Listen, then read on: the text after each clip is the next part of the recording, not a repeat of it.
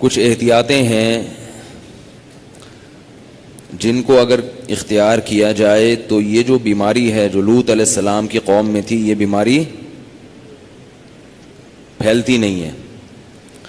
اس میں سب سے بڑی ذمہ داری ہے بچوں کے والدین کی، کیونکہ بچے تو بچے ہوتے ہیں۔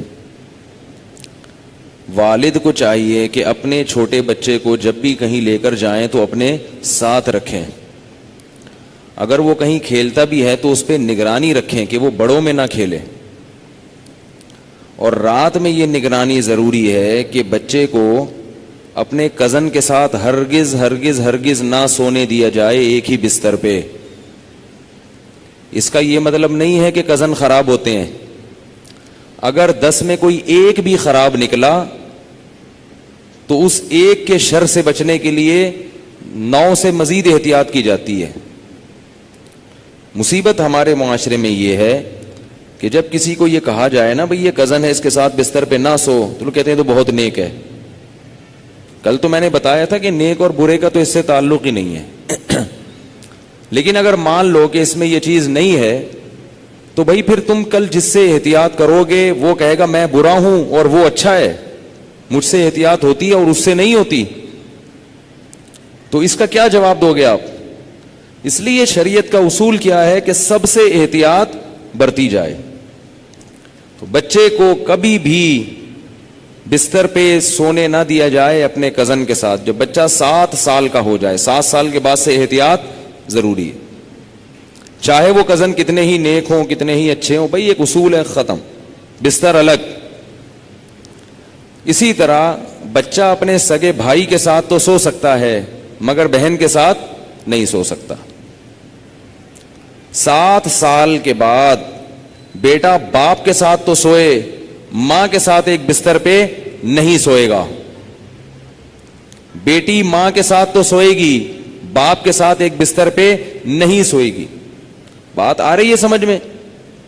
اسی طرح بیٹی جب 9 سال کی ہو جائے، یہ خوب اچھی طرح مسائل سمجھ لو، اس میں آپ مجھے فنڈامنٹلسٹ کہو، دقیانوس کہو، جو مرضی کہہ دو، میں اللہ کا حکم آپ کو سنا رہا ہوں، عمل کرنا ہے کرو، نہیں کرنا ہے تو جیسے چل رہے ہو چلتے رہو، ہم سے سوال نہیں ہوگا۔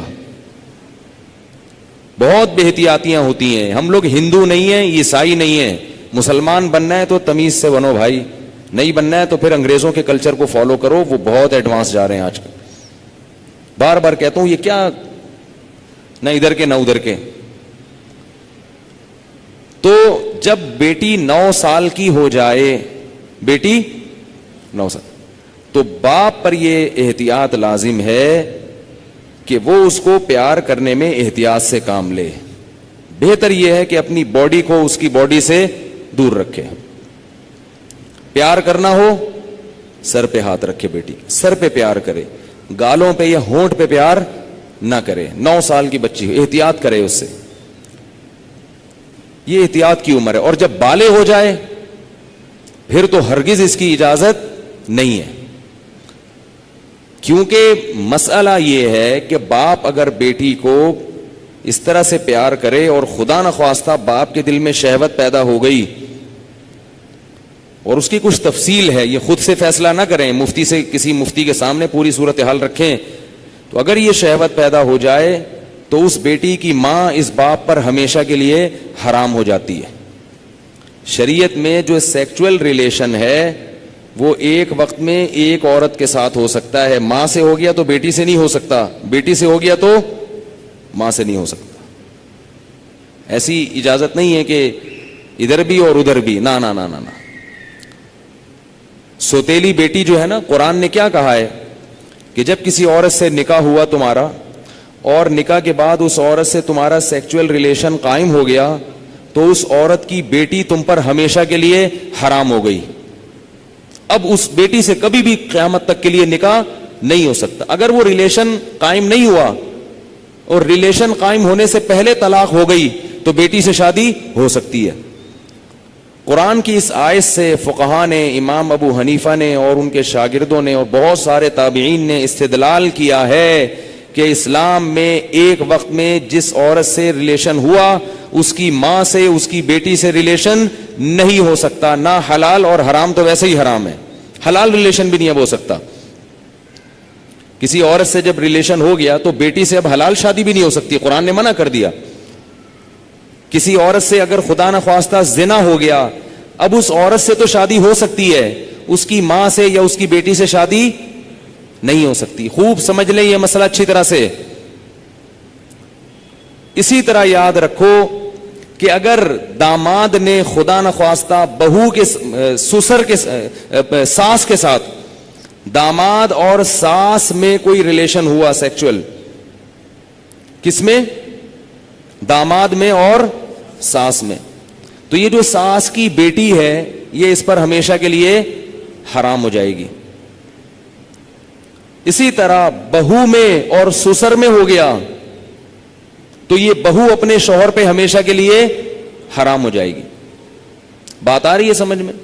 اگر کہیں ایسا ہوا ہو تو خود سے فتویٰ نہ دے دیں, کسی مفتی کے سامنے باقاعدہ رکھیں. بعض لوگ خود مفتی بنتے ہیں, اس میں کچھ ڈیٹیل ہے مزید, وہ میں ڈیٹیل اگر بتاؤں گا تو بہت لمبی بات ہو جائے گی.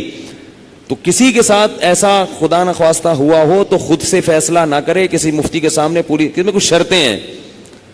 تو میں ڈیٹیل میں نہیں جا رہا, میں صرف آپ کو مسئلے کی حساسیت بتا رہا ہوں کہ احتیاط, بولو بھائی, ضروری ہے.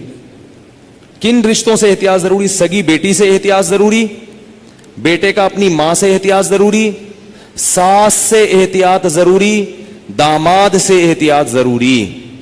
یہ وہ رشتے ہیں. سوتیلی بیٹی سے احتیاط ضروری. کسی عورت سے آپ نے شادی کی, اس کی بیٹی آپ کی محرم ہے, لیکن اگر اس سوتیلی بیٹی سے سیکچوئل ریلیشن ہو گیا تو وہ بیٹی تو حرام تھی, اس کی ماں بھی ہمیشہ کے لیے حرام ہو گئی. ایسے واقعات آتے ہیں. کسی خاتون سے نکاح کیا, اس کی بیٹی بھی ہے, اب بیٹی سے سر کی مالش کروا رہے ہیں, بیٹی سے پاؤں دبوا رہے ہیں. یہ کیا بے شرمی ہے بھائی؟ جوان بیٹی سے جو ہے نا وہ پاؤں دبوا رہے ہیں, سر کی مالش کروا رہے ہیں. اور بہت سارے ایسے واقعات آتے ہیں, فون آتے ہیں کہ جی جوان بیٹی تھی, اس سے ایسے میں کر رہا تھا تو مجھے شہوت پیدا ہو گئی, میں کیا کروں؟ کیا کریں بھائی, آپ کی بیوی حرام ہو گئی, اور کیا کرو حضرت؟ یہ کیا, مجھے تو پتہ ہی نہیں تھا. شریعت کے علم, مسئلے کا علم نہ ہونا, اس سے یہ تھوڑی کہ شریعت ہی بدل جائے گی. آپ گئے پاکستان آئے, آپ کو نہیں پتا کہ لال بتی پہ گاڑی روکنی ہے اور ہری پہ چلانی ہے, آپ کو پتہ نہیں تھا. لال بتی پہ آپ سگنل توڑ کے آگے چلے گئے, پولیس والے نے روکا تو آپ کہہ رہے مجھے تو پتہ ہی نہیں تھا کہ لال پہ روکتے ہیں. چھوڑ دے گا آپ کو وہ؟ تو اسی طرح اللہ بھی نہیں چھوڑتے کہ پتہ ہی کوئی نہیں, آپ کو پتہ ہی نہیں تھا آپ کو. تو یہ خوب سمجھ لیں, ان رشتوں میں احتیاط کی بہت سخت ضرورت ہے. اسلام پاکیزہ نظام بنانا چاہتا ہے. بہو گھر میں آئی ہے تو سسر کے لیے وہ بیٹیوں کی طرح ہے. جب بھی اس پہ نگاہ ڈالے, کیسی نگاہ ڈلے گی؟ بیٹی جیسے. اور اس کو ہاتھ نہ لگائے. پیار کرنا ہے بہو کو, سر پہ ہاتھ رکھے. سمجھ رہے ہیں؟ نہیں سمجھ میں آ رہی نا, کیا کریں؟ بہو کو پیار کرنا ہے تو کیا کرنا ہے؟ سر پہ ہاتھ رکھنا ہے بس, بیٹیوں کی طرح بس سر پہ ہاتھ رکھا بس. کیسے بے شرمی کے واقعات آ رہے ہیں. خواتین بتاتی ہیں, سسر صاحب آ رہے ہیں, وہ خواتین, کئی خاتون آئی ہیں بہو امریکہ سے, سسر صاحب ایئرپورٹ پہ لینے پہنچے ہوئے اور گلے مل رہے ہیں اس سے. بہو کو تکلیف ہو رہی ہے, اس کو شرم آ رہی ہے کہ ہمارے سسر کیا کر رہے ہیں, اس کو شرم محسوس ہو رہی ہے کہ میرے یہ سسر صاحب کیسے ہیں. لیکن وہ بیچاری بول نہیں سکتی. وہ بولے گی تو سسر کیا کہیں گے کہ مجھے باپ نہیں سمجھتی, مجھے باپ مجھ پہ شک کرتی ہے. کیوں بھائی؟ تو سسر کو مسئلہ سمجھا دیں. میں یہ نہیں کہہ رہا کہ وہ بیچارہ غلط ہوگا, ہو سکتا ہے وہ بیٹیوں ہی کی طرح گلے مل رہا ہو, اور ہر ایک کی سوچ غلط نہیں ہوتی, کسی سے بدگمان ہونے کی اجازت نہیں ہے. اصول ہیں بھائی. 100 آدمیوں میں سے ایک اگر غلط ہوگا تو اس ایک غلط کے شر سے بچانے کے لیے مزید 99 کو بھی منع کیا جائے گا. الحمدللہ ہمارے گھروں میں خیر غالب ہے.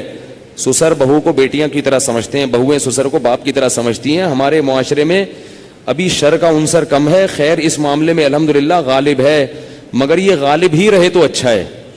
اگر یہ بے احتیاطیاں ہوئیں تو خیر کم ہو جائے گی اور شر غالب آ جائے.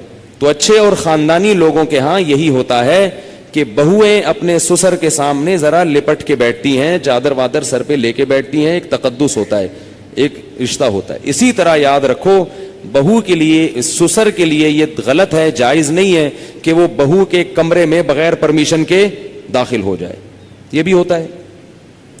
سسر صاحب کیا کرتے ہیں, شادی ہوئی ہے, دروازہ کھول کے بہو کے کمرے میں گھس گئے, وہ بیچاری کس حال میں بیٹھی ہوئی ہے, کس حال میں لیٹی ہوئی, اور اس کو غصہ آتا ہے تو کہتے ہیں میں باپ ہوں, میں بھی پرمیشن لے کے آؤں. تو حیا بھی کوئی چیز ہوتی ہے. تو جوان بیٹی کے کمرے میں باپ کو اس طرح نہیں گھسنا چاہیے. بیٹی کا بھی باپ سے کوئی حیا تو ہوتی ہے نا. تو اس لیے ان چیزوں میں احتیاط برتو. ہم کسی پہ الزام نہیں لگا رہے, کسی پہ شک نہیں کر رہے, یہ سارے کیسز ہو رہے ہیں. ایک صاحب کہتے ہیں کہ میرے والد صاحب نے میری بیوی کے لیے چوڑیاں لاتے ہیں تو میری بیوی کا ہاتھ پکڑ کے اس کے ہاتھ میں چوڑیاں ڈال رہے ہیں. وہ صاحب کہہ رہے ہیں مجھے اچھا نہیں لگ رہا کہ میرے ابا میری بیوی کے ساتھ ایسا کیوں کر رہے ہیں. اس کو غیرت آ رہی ہے بیٹے کو کہ یار یہ ابا کیا کر رہے ہیں. کہہ رہے لیکن ابا کو بولو تو ابا کیا کہیں گے, مجھ پہ شک کر رہے ہیں, مجھ پہ شک کرتے ہو, میں کوئی برا آدمی ہوں, میں کوئی ایسا ہوں. تو بھائی شک وک کی بات نہیں ہے. ابا کو بتا دو ابا آپ بہت اچھے ہیں, بہت اچھے ہیں, لیکن آپ کو شریعت نے اس کی اجازت نہیں دی ہے کیونکہ اس سے شر پھیل سکتا ہے. سعودی عرب کے مفتی اعظم جو سابق تھے, بڑے پرہیزگار عالم تھے, ان کا یہ فتویٰ تھا کہ اگر ساس جوان ہو اور داماد بھی جوان ہو تو ساس کو چاہیے کہ داماد سے پردہ کرے, بہتر ہے, واجب تو نہیں ہے لیکن بہتر ہے. اسی طرح اگر سسر بالکل جوان ہو اور بہو بھی بالکل جوان ہو تو بہو کو چاہیے کہ وہ سسر سے اس زمانے میں پردہ کرے. تو ہم یہ تو نہیں کہہ رہے کہ پردہ کرے, ہم تو آسانی دے رہے ہیں. پردہ نہیں بھی کرتی تو کم از کم احتیاط لازمی کرے. یہ تو وہ رشتے ہیں جو اللہ نے حرام کر دیے. اور دیور کیا ہے, وہ تو موت ہے بھائی, حدیث میں آتا ہے. ٹھیک ہے اس سے رشتے حرام نہیں ہوتے, دیور سے خدا نخواستہ کوئی سیکسول ریلیشن ہو گیا تو نکاح پہ فرق نہیں پڑتا, مگر رسول اللہ صلی اللہ علیہ وسلم نے دیور سے اتنی احتیاط کا حکم دیا, فرمایا الحمو موت, دیور کیا ہے, موت جیسے. سب کچھ ہوتا ہے گھروں میں اللہ کے بندو, اتنا گھننا بننے کی ضرورت نہیں ہے. احتیاط برتو. جوان بھابھی کیوں دیور کے سامنے آ رہی ہے, کیوں فری ہو رہی ہے؟ ٹھیک ہے آپ کے گھر میں نہیں ہوتا, آپ کے ہاں اچھا ماحول ہے, لیکن یہ ماحول اچھا جب ہی رہے گا جب احتیاط رہے گی, ورنہ آہستہ آہستہ کیا ہوگا, خراب ہو جائے گا ماحول. تو یہ ایک بات تھی جو میں نے بتانی تھی آپ لوگوں کو کہ اس میں احتیاط ضروری ہے.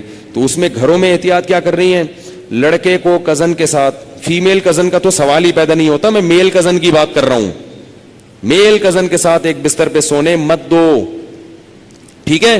اور جب وہ تھوڑا سا بڑا ہوتا ہے تو اس کی کزنیں جب آتی ہیں تو کزنوں سے ہاتھ ملانے, بول لو نا یار کیا ہو رہا ہے بھائی, جملہ مکمل کیا کریں, کزن سے ہاتھ ملانے مت دیں.